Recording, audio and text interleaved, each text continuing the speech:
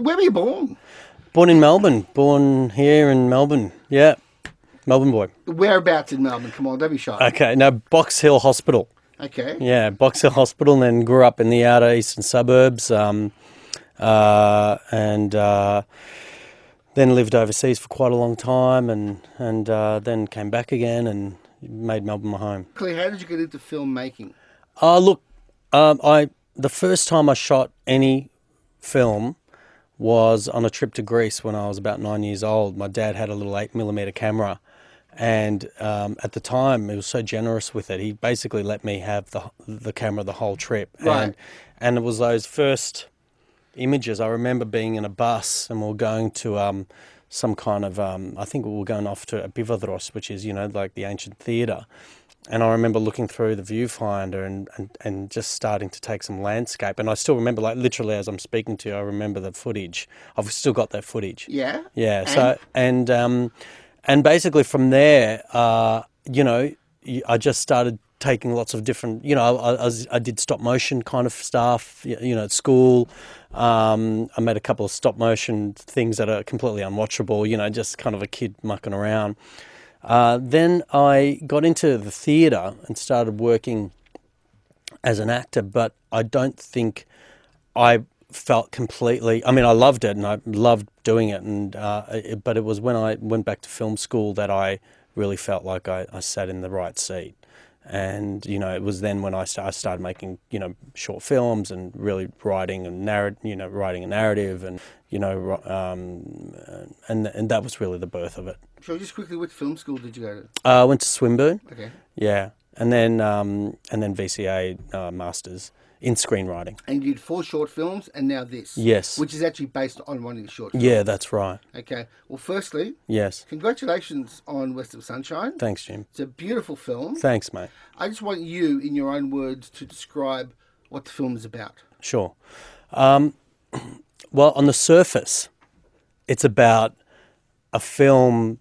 It's about a man who has to pay back a loan shark $15,000 by the end of the day or gets into lots and lots of trouble. That's kind of the surface story. But what it really is about is a man trying to come to terms with his own pain and abandonment in order to be a present father.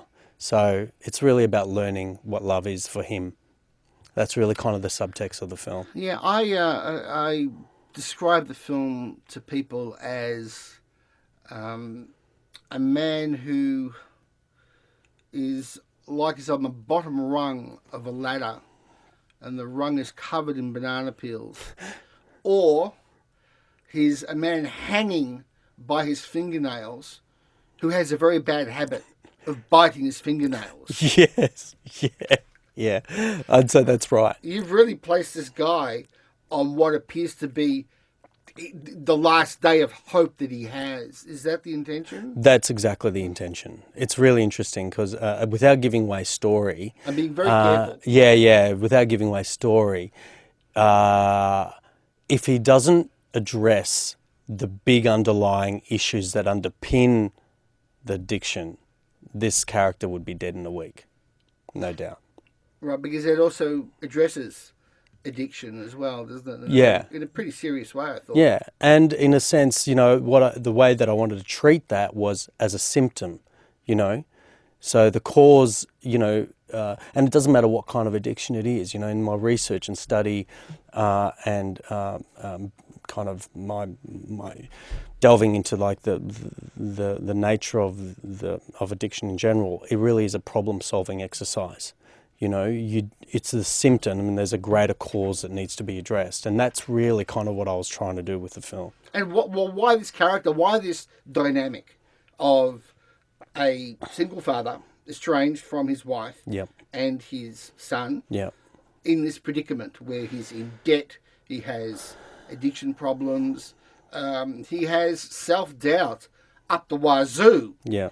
What made you focus on this particular character? Was it something that you had experienced in your life, or was it just a good amalgam of problems and issues and themes that you wanted to address? Yeah, well, in kind of understanding what themes are, when I was starting to write the screenplay, You know, usually you kind of write a couple of drafts sometimes and a theme pops up, you know, whereas this time around in this film I kind of knew deep down what the theme was about. And when I started to do research around kind of the nature of addiction, this kind of character kind of started to evolve, and what it was to kind of highlight a man under the pump, as we all are in some shape or form under the pump. And that's the thing, kind of the overarching kind of structure of this character being in this city that is, you know, hard. All cities are hard, you know, like you got to work, you got to make a lot of money, you got to survive. And part of the subtext was within this structure of a city where, you know, everyone's under the pump, even the bad guys are under the pump. And that's the point, you know. This guy's on his last days. So, you know, you make films, you make stories about generally you make stories about the very heightened times, you know, and yeah, this guy's right at the end, I think. And if he doesn't confront the big problem that he has, then yes, there is no way forward for him. Big thing in my research about parents and their children is this, that even spending crappy times together is better than no time, you know? And that's the thing you got to hold on to, because when kids just want to be with their folks.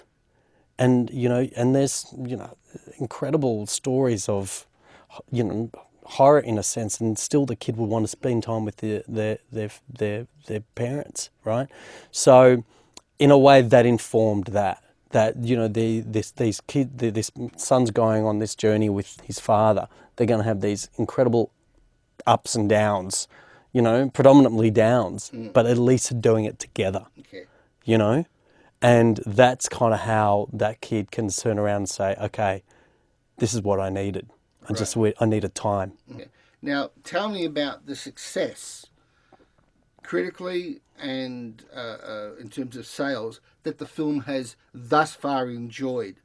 Because Yeah. I'm interested in tracking Yeah. the film's profile internationally before it's actually hit day one in Yeah. Australia. Yeah. Tell me what it's done overseas. Well, it's played the festival circuit in terms of it. It played Venice Film Festival. That was the major one. That was the one that we got in and were completely blown away by. I mean, that is, you know, you're one of, in our section there was one of 19 films in competition, in the Orizzonti competition. And look, I mean, I'm just so grateful for that. You know, it really kind of started to get that momentum for the film to kind of get sales in China and France and US and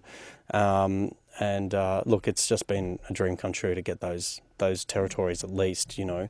And then it played other festivals around the world. It played Thessaloniki, it played Tallinn, it played, you know, Bafiki in Argentina, it played London, it played, you know, East End in London. So it's, you know, MIF and SIF, of course, it's played. So it's done a lot of festival circuits in the last year, and it's, you know, finally time to bring it home. Was it important for the film to get that kind of traction internationally for it to get traction locally? I think so. I think it's been really helpful. You know, we're kind of releasing in 35 cinemas across the country. On August 23rd, we could easily have been a film that got one cinema or two cinemas. I think having some good reviews come out about it, some positive kind of reviews from people kind of outside, you know, kind of mainstream Australia has helped. And I think that's brought it to some people's attention, and I think that absolutely has helped. Again, who do you want the film to connect with? I think I want the film to connect with anyone that's interested in seeing a dynamic between parents and children, you know, and wants to see a film about love and connection. Really, I think that's the idea. I mean, in terms of demographics and stuff, I couldn't tell you. I mean, like, you know, anyone, I've had people as young as 20 tell me that they loved it. I've had people as old as 65 tell me they love it. I know that it's not for everybody, right? It can't be, a film cannot be. But I think what I want people to understand going in, that the film going in might be what you think is one thing, but you might get to experience something else. Tell me about the cinematography in the Yeah. film, because given that it's kind of a social realist film, Yes. it's a beautiful looking film. Yeah. Thank you. You shot this wide, Yeah. Yeah. Yeah. and it just looks sensational. Yeah. I was a little bit surprised that you didn't go a little bit more down the Mike Leigh, Ken Loach, John Cassavetes Yeah. road, and I Yeah. know that you're a fan of John Yeah. I am. Yep. Cassavetes. Yep. And Yet those other ones as well. yeah, Yeah. and yet it still has this, as you mentioned before, this sense of the man moving, and it's moving through a city and into the laneways and Yeah. into the Yeah. back lots Yeah. of the city. Can you just tell me a little bit about what informed your shooting style? Absolutely, it's a great question. And first of all, I need to give credit to my cinematographer Tom Neal, who I Yes. love, and he's a partner in crime. And him and my production designer, we created this world together. And when Tom and I started, kind of looking at some references and films that we had, the kind of ideas of what we wanted. What we wanted to do is take the idea of a social realist film, take the idea from, the original Italians, use a verite style film like the Ken Loaches, John Cassavetes, the Jacques Audiard films, right? But then what I was really trying to do with the cinematography as well was to push it. Okay, so yes, it starts as a kind of social realism, but really what I want is to push that genre a little bit and take it to moments where the story becomes poetic and abstract. That, okay, we can do that cinematically. How do we take this concept of, what we consider to be maybe a social realist, so it's going to be gritty film, but then in the moments that are abstract, that speak to something that you can't put your finger on, how can we demonstrate that cinematically? And that was the choice. That's how we decided on those choices. So that, whether it be car wash or haircut or these other things that I won't go into too much, in the end, I was like, there's something overarching that doesn't speak to just a brutal realist image. There's something that's bigger than that, a bit more mythical than that, a bit more kind of abstract than that. And you start playing with what's in the frame, with those kind of ideas in mind. Because there's things that you can't get, and only an image sometimes an image and sound is the only thing that kind of resonates that idea, and so we're trying to push that genre in a sense. Really, that's what it was about. I hope I've explained myself.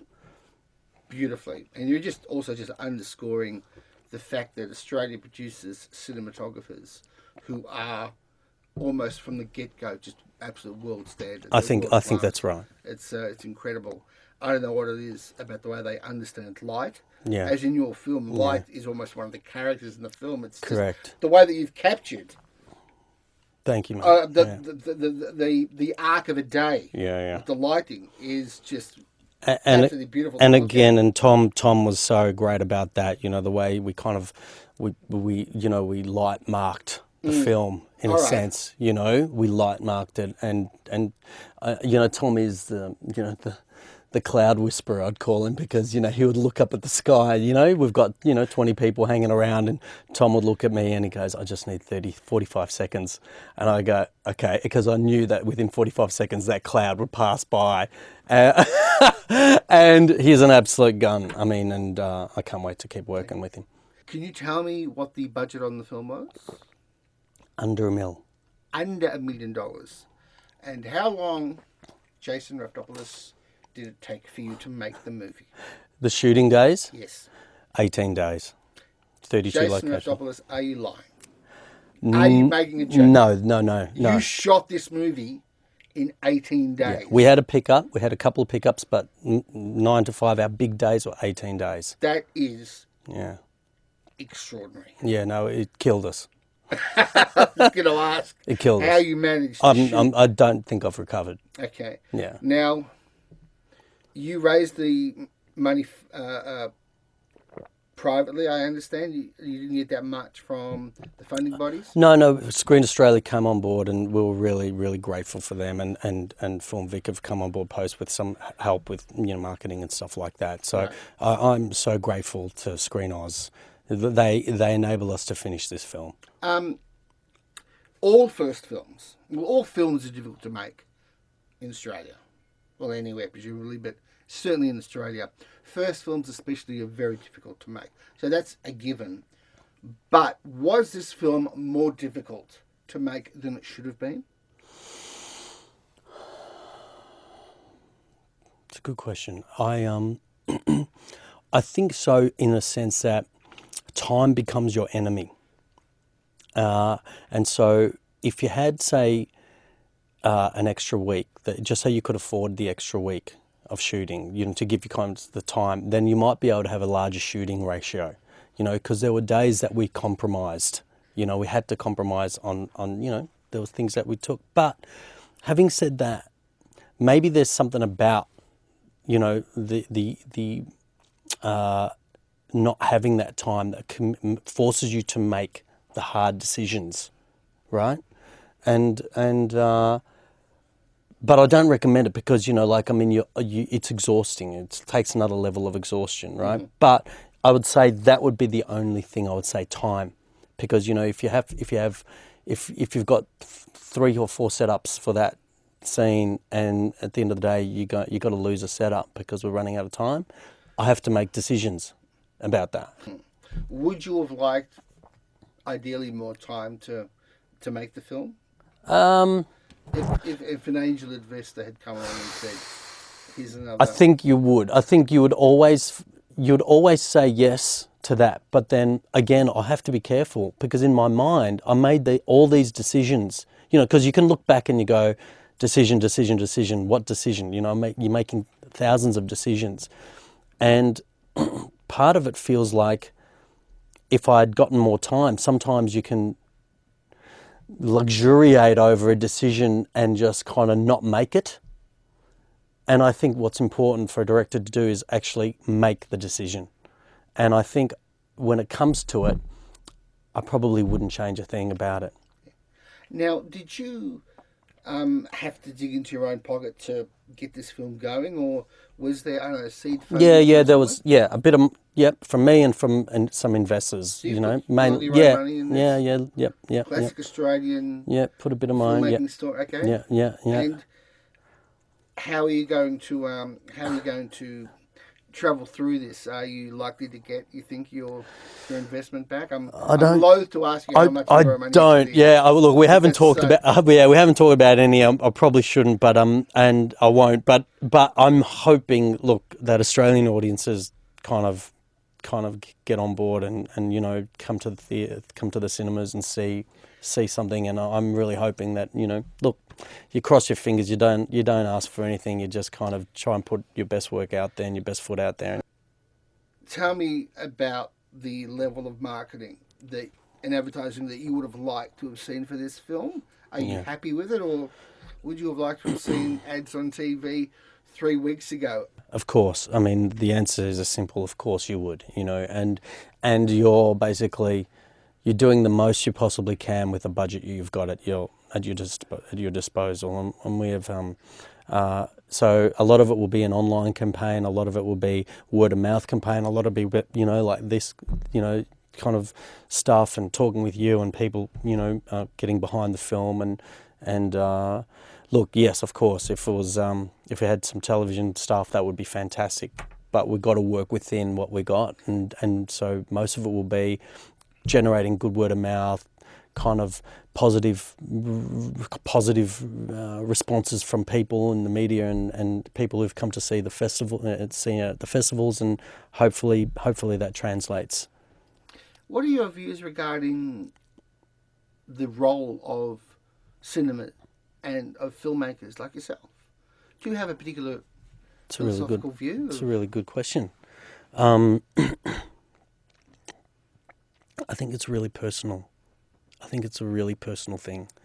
I do. I just don't think it's. I think it's. Of course, your kind of obligation is to not bore anybody, right? That's key.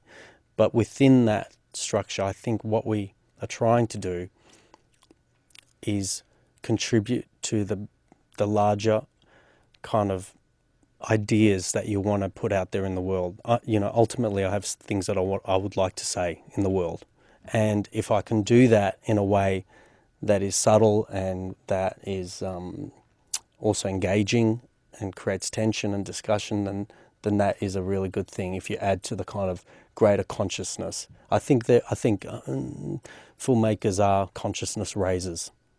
I really do. And apart from those filmmakers that we mentioned earlier, are there any particular ones who you admire and, I don't know, to some degrees, perhaps emulate? Oh, there's so many. Look, I've been fascinated with Japanese, filmmaker Kurita lately. I think he's just a sublime filmmaker. Um, I've been watching a lot of South Korean film lately. I love the the Mexican wave that came out in the 2000s.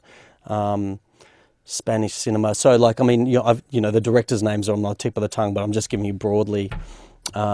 Spanish filmmakers have always been an influence to me, and the great Australian ones as well. I was thinking whether it be George Miller and Bruce Beresford and Rolf de Heer and Paul Cox, and those guys are real kind of heroes. But yes, of course, and then there's of course that great era in 70s American films that still resonate. And it goes as early as Kazan. That kind of you know, Bob Rafelson, yeah, William They just Friedkin. tore up the rule book, They those just tore up guys. the rule book. French New Wave. I mean, I could go on and on.